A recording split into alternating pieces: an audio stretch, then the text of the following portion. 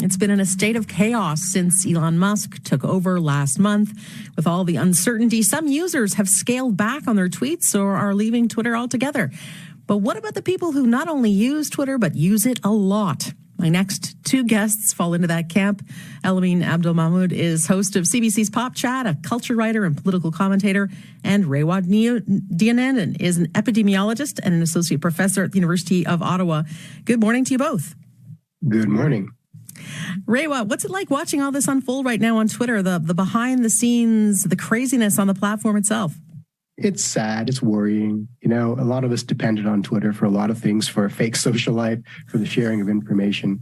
And now we have this flood of misinformation and of abuse. And then there's the sadness of the potential collapse of the system entirely. But it's almost unavoidable and inevitable. Do you have anxiety about Twitter riding off into the sunset?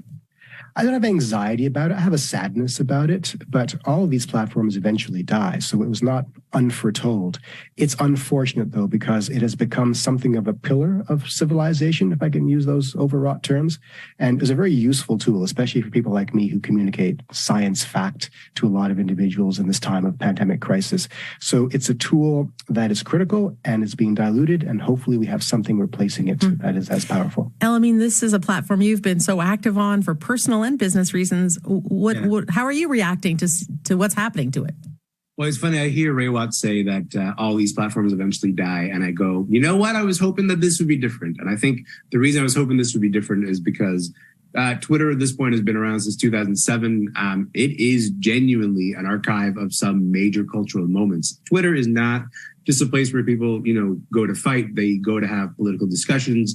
We've seen a lot of political movements start on Twitter. I'm thinking here, of course, of the Arab Spring in 2011. Like, I watched that whole thing unfold over Twitter, toppled a dictator that couldn't be toppled for, more than 30 years.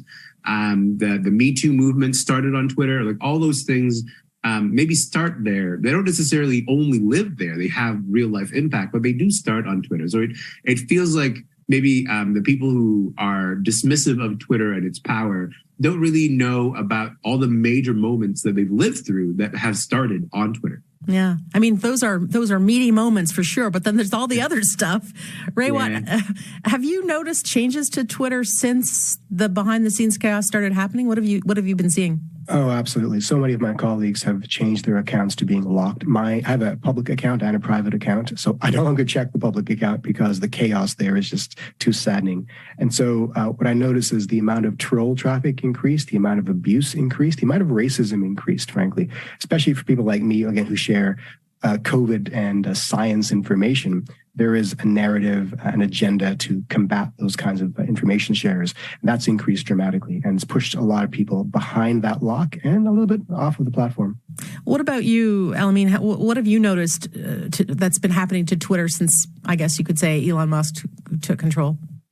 I would say that the biggest difference has been that so much of the conversation on Twitter has been about Twitter, which, to be honest, is not the best version of the platform. It's sort of, you logging on and finding that so many people are talking about their worries about the future of the platform, or their worries about the ways that it's going to change now that, someone like Donald Trump is coming back on. He's been off of it since the January 6th insurrection.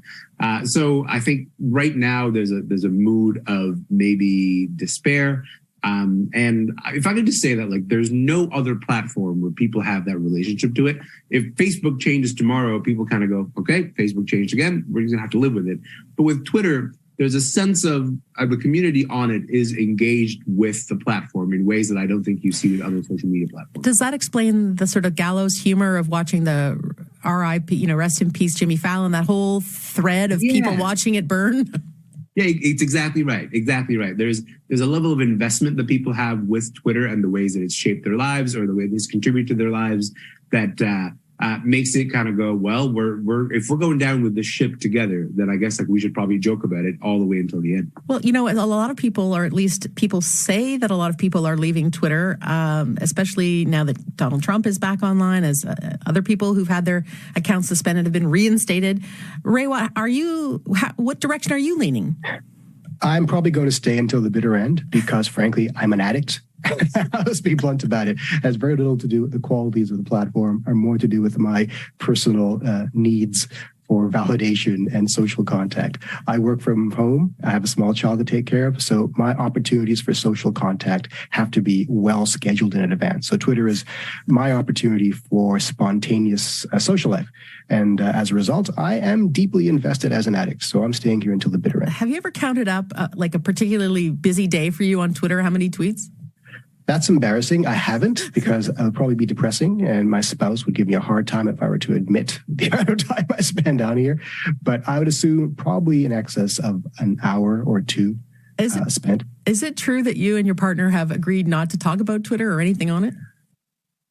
We've agreed not to, like, she's left a long time ago, Twitter. She's not a social media person anymore. We definitely don't talk about our child in ways that would identify him.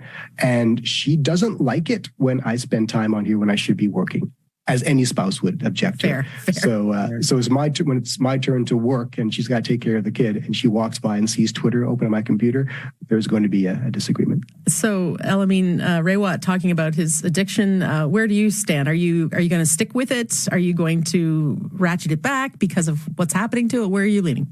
Yeah, they'll have to drag me out when they turn off the lights for sure.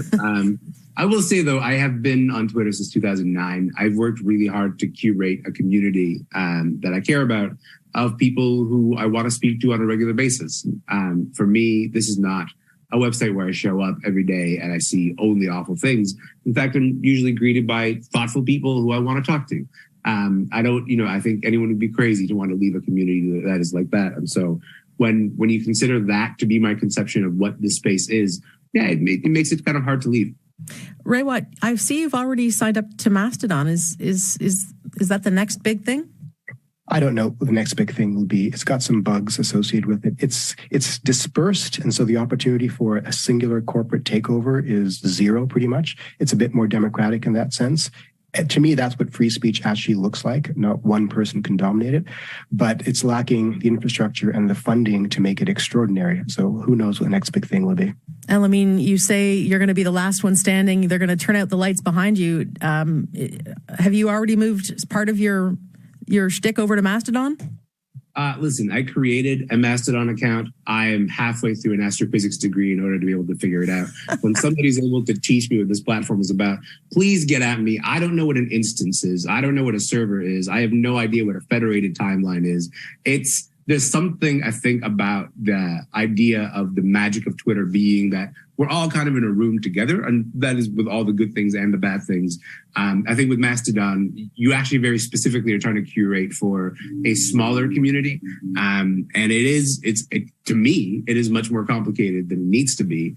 But that's just me. So I'm not going to be migrating my accounts anytime soon. Thank you both for joining us this morning. To be continued. Thank you. Thank you very much. Elamine Abdelmahmoud is a culture writer, political commentator, host of CBC's Pop Chat. You see him on At Issue. Raywat Deonandan is an epidemiologist and an associate professor at the University of Ottawa.